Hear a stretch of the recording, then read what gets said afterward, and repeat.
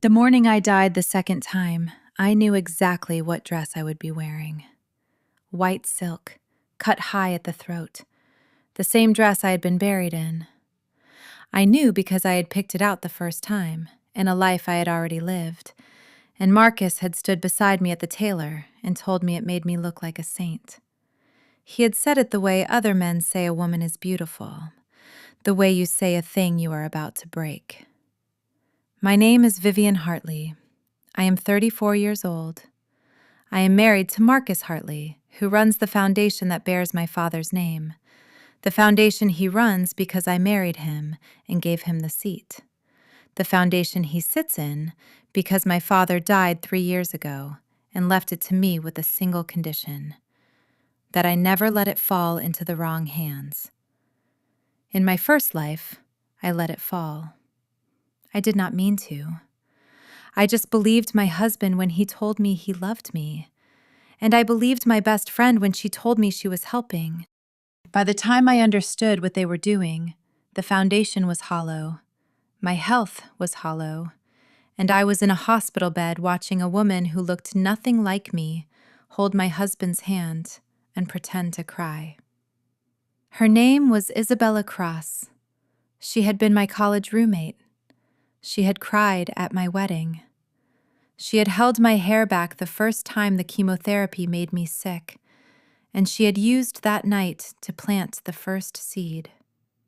Vivian is so tired, Marcus. Vivian is not really herself anymore. Maybe Vivian needs to rest. Maybe Vivian needs someone to manage the foundation for her. Just for now. Just until she's stronger. I never got stronger. I got quieter. I got smaller.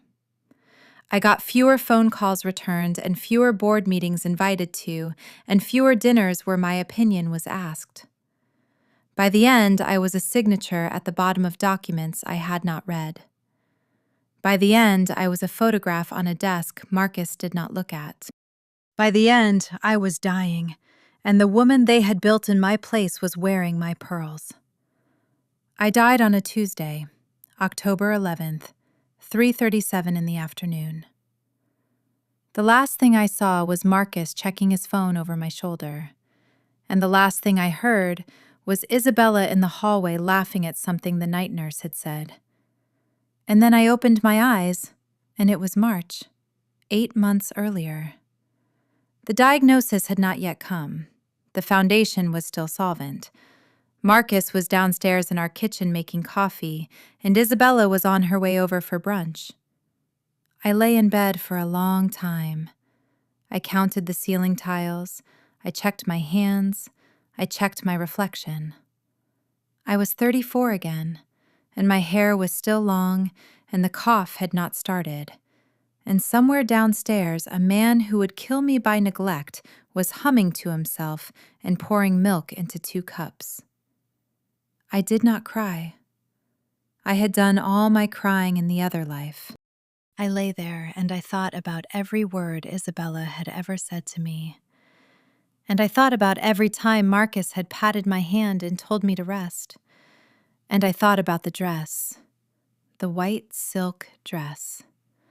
And I made one decision, in the quiet, before my feet touched the floor. This time, I was going to let him win. This time, I was going to be soft and tired and grateful, exactly the way they wanted me. This time, I was going to smile at every cruelty and thank them for every theft. And this time, when they thought they had me, I was going to take everything back in one afternoon, in front of every person whose opinion they had ever cared about.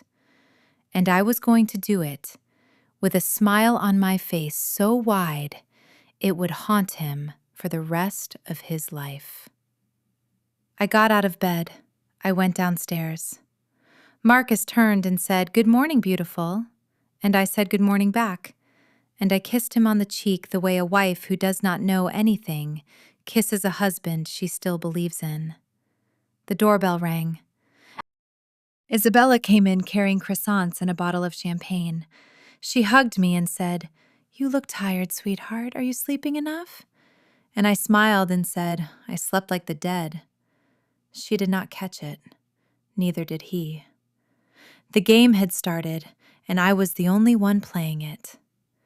In the first life, I had been an art curator before I married Marcus. In this life, I still was, on paper, although I had not stepped into the gallery in 2 years.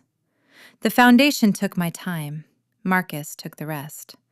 But the gallery still had my name on the lease, and the gallery had a safe in the back office, and the safe had a folder my father had given me a week before he died. He had pressed it into my hands and he had said, "Vivian, you are going to marry a man who will try to take this from you. I do not know who he is yet, but he will try. And when he does, I want you to open this folder and remember what your name actually means." I had never opened it. In the first life, I had forgotten it existed by the time the betrayal began. By the time I remembered, the gallery had been sold and the folder was gone. This time, I drove to the gallery the morning after my second first day. I told Marcus I needed air. He said, "Of course, darling. Take all the time you need." And he kissed me on the forehead and went back to his phone.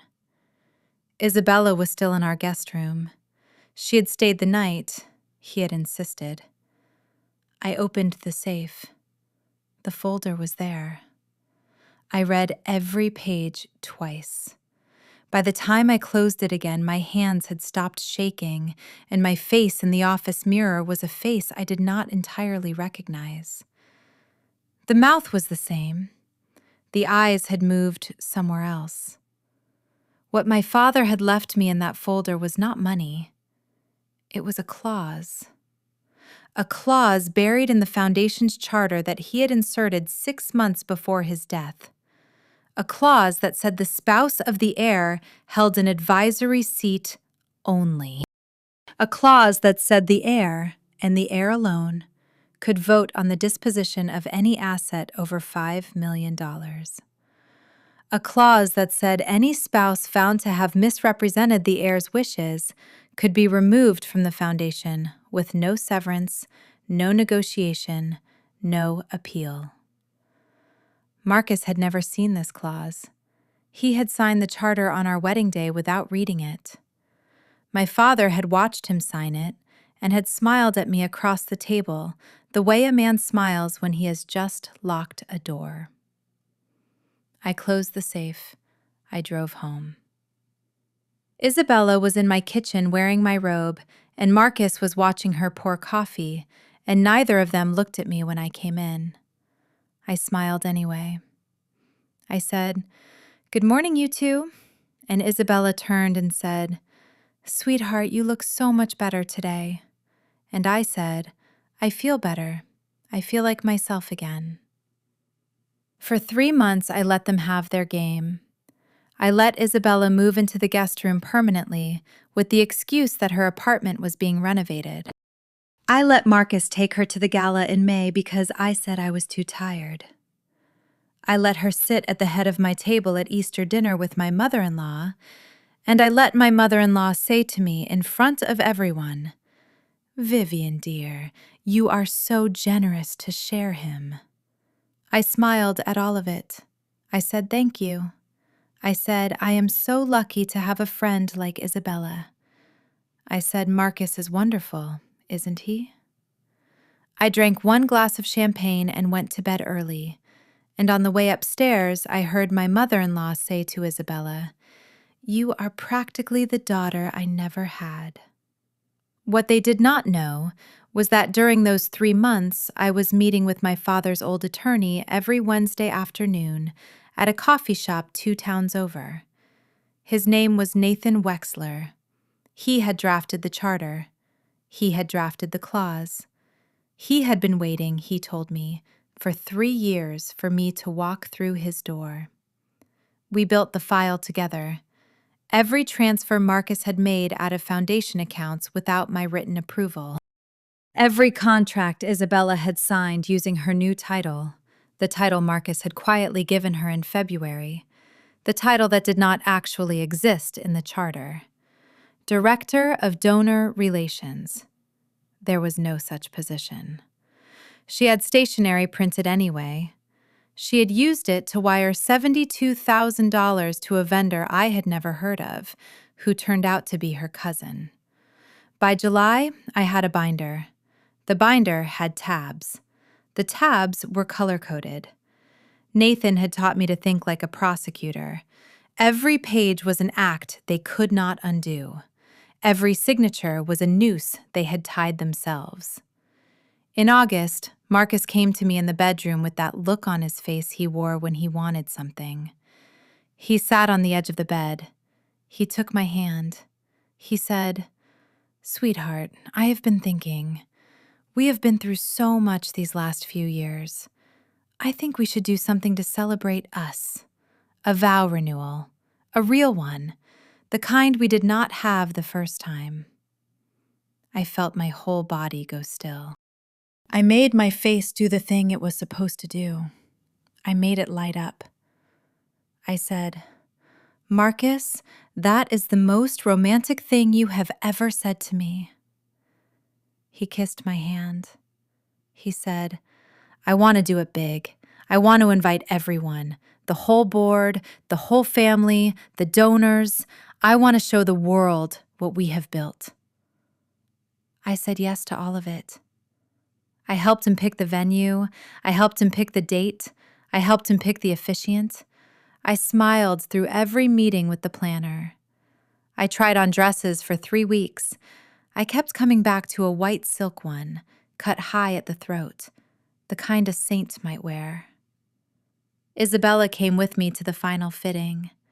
She stood behind me in the mirror with her hands on my shoulders, and she said, "Vivian, you are going to be the most beautiful bride. Marcus is the luckiest man alive." And I looked at her in the glass and I said, "I know. I really am marrying the right man." She did not blink. Neither did I. The dress was perfect. 2 weeks before the ceremony, I made the first small move.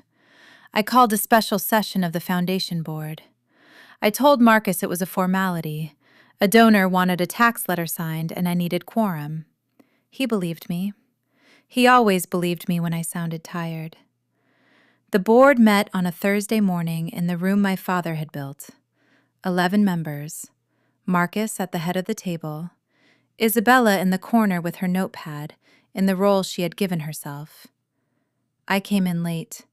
I apologized. I said I would only take a few minutes. I said I wanted to introduce a small amendment to our reporting procedures.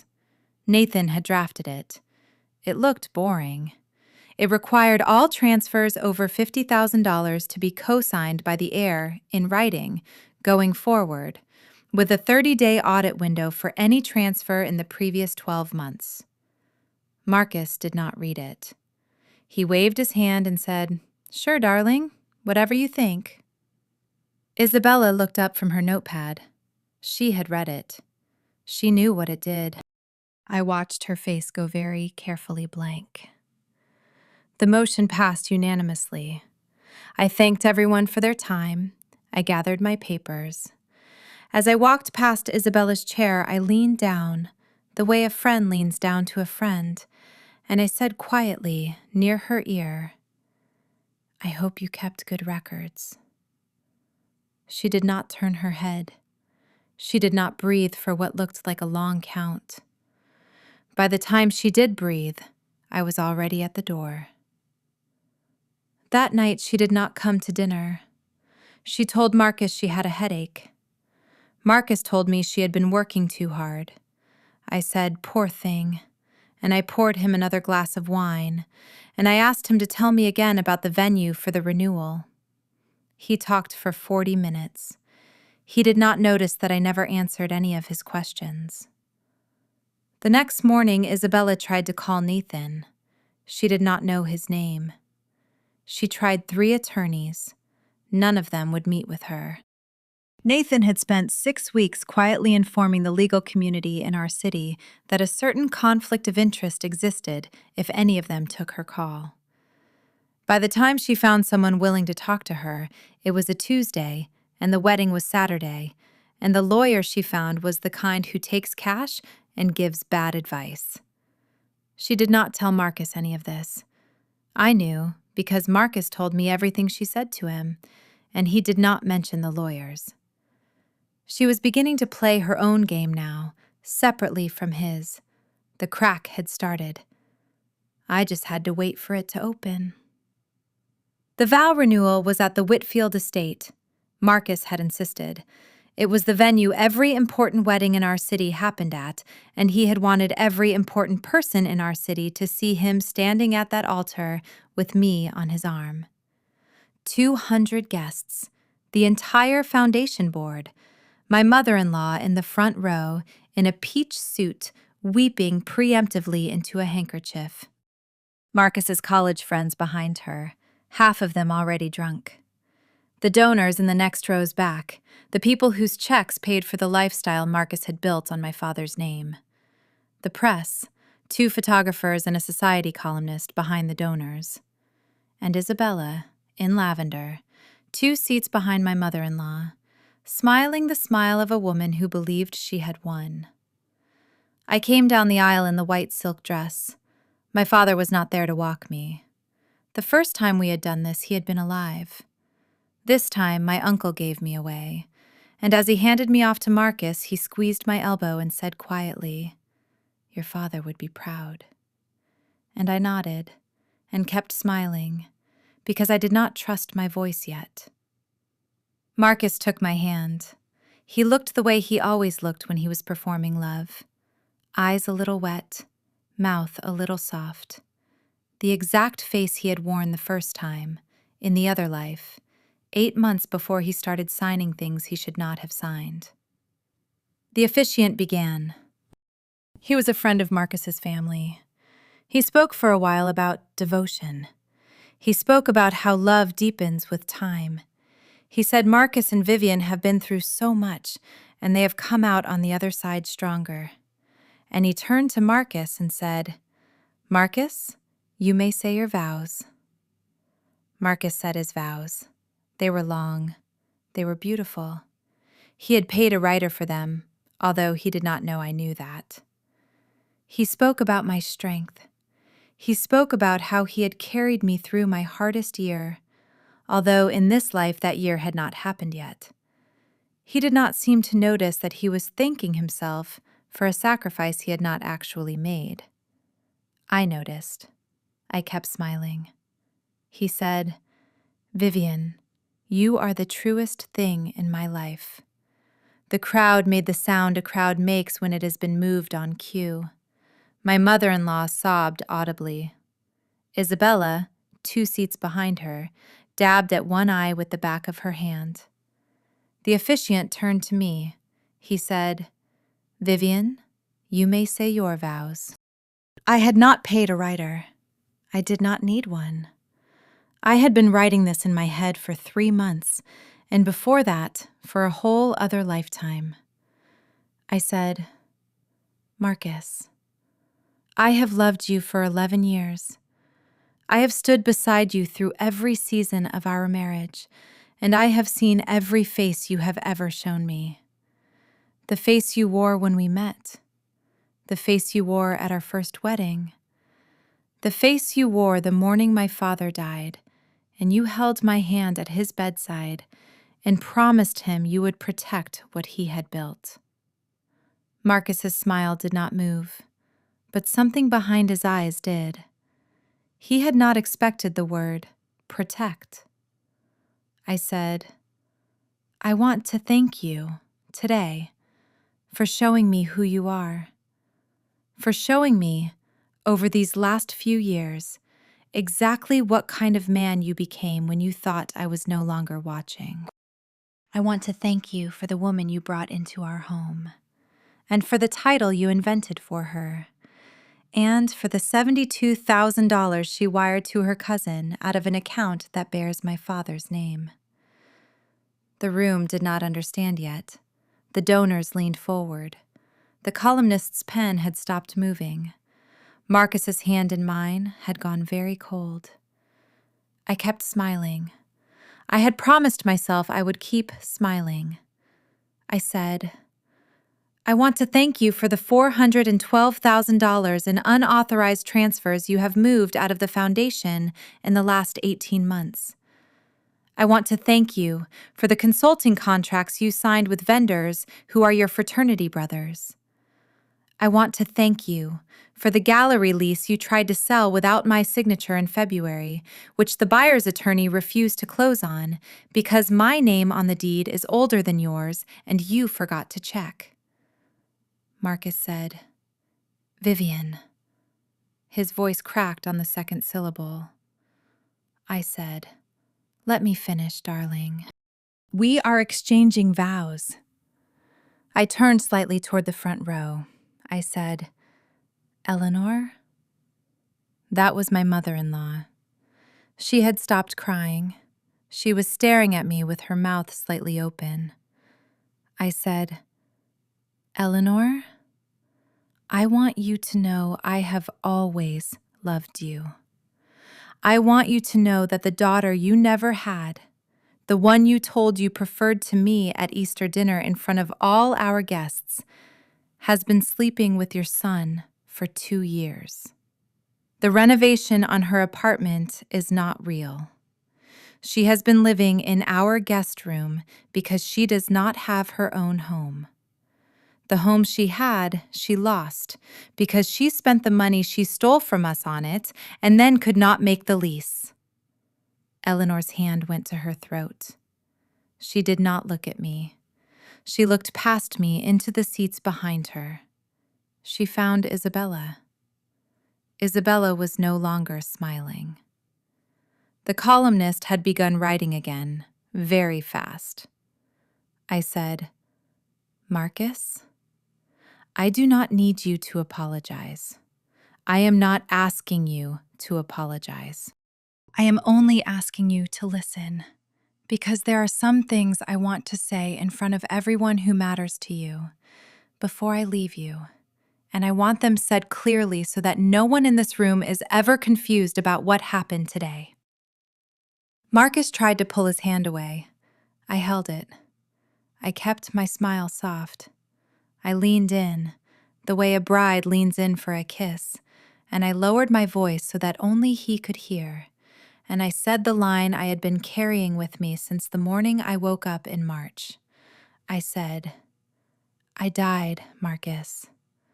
I died on a Tuesday in October, and you did not even look up from your phone.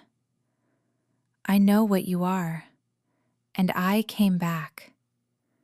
His face did not understand the words. It understood the weight of them. The color left his mouth first, then his eyes, then the small muscles at the corner of his jaw that had always tightened when he lied. Everything that had been Marcus a second before became something else. A boy who had been caught. A boy who did not know yet what he had been caught at. Only that the room had changed, and his wife was still smiling, and her eyes had gone somewhere very far away. I pulled back. I straightened. I let go of his hand. I turned to the officiant. I said, I am sorry, Reverend. I am afraid I cannot continue. There has been a misunderstanding. My husband and I will not be renewing our vows today. The officiant looked at Marcus. Marcus could not speak. I do not think he could have closed his mouth if he had tried. I walked off the altar. Not fast. I had practiced this walk. I had wanted to know exactly how it would feel. I passed Eleanor. I touched her shoulder briefly. I said, I will call you tomorrow. We have things to discuss about the foundation. I passed Isabella. I did not touch her. I did not look at her. As I went by, I said, in a voice meant for her and the 3 rows around her, the police will be at your sister's house by Monday morning. I have given them the cousin's address. He has been very cooperative. I reached the end of the aisle. I turned. 200 faces. Marcus alone at the altar, swaying very slightly, the officiant frozen beside him. Isabella, standing now, white as the dress I was wearing, her purse falling out of her hand. I said, "Thank you all for coming. The reception is canceled. The food will be donated to the shelter on 8th Street in my father's name. Please enjoy your drive home." I walked out of the Whitfield estate into a clean September afternoon, and Nathan was waiting in the car at the bottom of the drive. And as I got in, he handed me a cup of coffee made the way I liked it, and he said, "You did beautifully." And I said, "I know." The board met 3 days later. I had requested the meeting before the renewal. Nathan had filed the paperwork the morning of. By the time Marcus understood what was happening, he was no longer a signatory on any foundation account. His keys to the building had been deactivated, and his name had been removed from the website. He came to the office on Tuesday, and the security guard, a man named Hector who had worked there for 9 years, looked at him and said, "Mr. Hartley, I am sorry. I cannot let you upstairs." Marcus stood on the sidewalk for 20 minutes and then got back in his car. Isabella was arrested on Monday morning, as promised. The cousin had been arrested on Sunday. He had named her within 20 minutes. The charges were wire fraud, conspiracy, and embezzlement. Her bail was set at $200,000. She called Marcus from the precinct. He did not pick up. He did not pick up the second time either. By the third call, she understood that he was not going to. The divorce was quick. The prenuptial agreement, which my father had also had Nathan draft, made it quick. Marcus walked away with the car he had come into the marriage with, and the contents of a single suitcase. He moved back in with Eleanor, briefly. Eleanor asked him to leave within a month. She came to my apartment one Saturday with a tin of shortbread and sat on my couch and cried for an hour and said I should have seen it. I should have seen all of it. And I let her cry, and I made her tea, and I did not tell her she was right. I sold the house Marcus and I had lived in. I bought a smaller one across the river with a garden and a study with a window that looked at the water. The gallery reopened in October under my direct management. The first show was a retrospective of my father's collection. The opening was crowded. People who had not returned my calls in years came up and told me how much they had always admired me. I thanked them. I did not invite any of them to the second show. In December, I went to a dinner at the gallery for a visiting curator from Boston. His name was Adrian Holt. He was tall and quiet, and he asked me intelligent questions about the work on the walls. He did not ask about my marriage. He did not ask about the news stories. He asked about the brushwork on a small Dutch landscape my father had bought in 1993, and he listened to my answer for a long time. He called me the next day. He asked if he could take me to dinner. He asked it the way men ask when they have already decided to respect the answer. I said yes. We have been having dinner once a week for 4 months now. He remembers how I take my coffee. He intercepts my phone when my mother-in-law calls me at bad hours. He has never once told me to rest. Marcus is in a smaller city now. He sells real estate. The Society columnist wrote one more piece about him in February when he tried to use my father's name in a sales pitch, and the family of an old donor recognized it and made one phone call. He does not use the name anymore. Isabella took a plea. 3 years. She sent me a letter in March. I did not open it. I put it on a shelf in the study next to my father's folder, where I could see it but not have to read it. Sometimes I sit in that study at the end of the day, with the lamp on and the river dark behind the glass, and I think about the woman I was in October of the other life, the one in the hospital bed, the one who could not lift her own water glass. I think about telling her what I know now. I think about telling her, it does not end there. You come back. You come back, and you smile through every minute of it, and you take everything they took from you, and you do it in white silk in front of every person who ever doubted you. I think she would not believe me. I think I would tell her anyway. I lived twice. I only needed the second one.